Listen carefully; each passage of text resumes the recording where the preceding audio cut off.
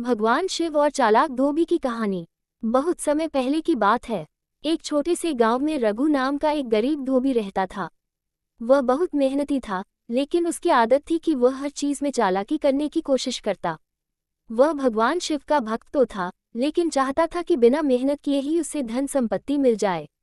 एक दिन जब उसकी गरीबी बहुत बढ़ गई, तो उसने शिवजी के मंदिर में जाकर कड़ी तपस्या शुरू कर दी।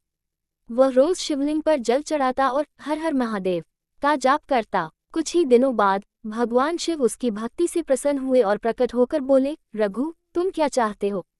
रघु बहुत खुश हुआ और बोला, हे महादेव, मुझे इतना धन और सोना चाहिए कि मैं जीवन भर राजा की तरह रहूं। शिवजी मुस्कुराए और बोले, ठीक है, लेकिन याद रखना, तुम्हें इसका सदुपयोग करना होगा। रघु ने हाँ में सिर हिलाया और शिवजी ने उसे एक जादुई पत्थर दिया और कहा, इससे तुम जिस भी चीज को छुओगे वह सोने में बदल जाएगी। रघु खुशी खुशी घर लौटा और सोचा, अब मुझे कभी काम करने की जरूरत नहीं पड़ेगी। शुरू में रघु ने छोटे छोटे पत्थरों को सोने में बदला और उन्हें बाजार में बेचकर खूब धन कमाया। लेकिन धीरे धीरे उसका लालच बढ़ता गया। उसने अपने घर के दरवाजे, खाट, बर्तन सब कुछ सोने में बदल दिया।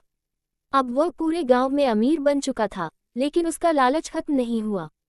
एक दिन रघु ने सोचा, अगर मैं अपनी गाय और बैलों को भी सोने का बना दूं, तो मेरी शोहरत और बढ़ जाएगी। उसने जैसे ही अपनी गाय को छुआ, वह सोने की मूर्ति में बदल गई। अब उसके पास दूध नहीं था। फिर उसने सोचा, कोई बात नहीं, मैं अपनी पत्नी को भी सोने का बना देता हूं, ताकि वह हमेशा सुंदर दिखे। जैसे ही उसने अपनी पत्नी को छुआ, वह भी सोने की मूर्ति में बदल गई।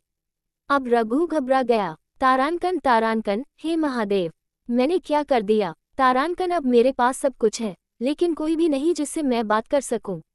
रघु भागता हुआ मंदिर गया और शिवजी से प्रार्थना करने लगा, हे महादेव, मुझे माफ कर दो। मुझे समझ आ गया कि लालच बहुत बुरी चीज है।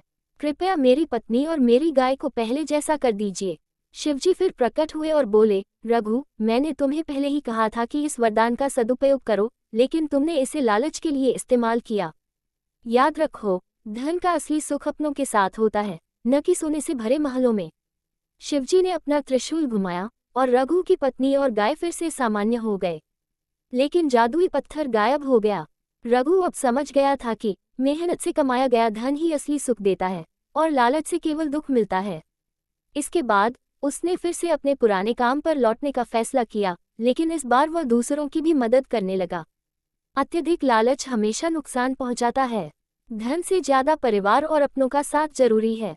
भगवान का दिया हुआ वरदान हमेशा अच्छे कार्यों के लिए ही इस्तेमाल करना चाहिए।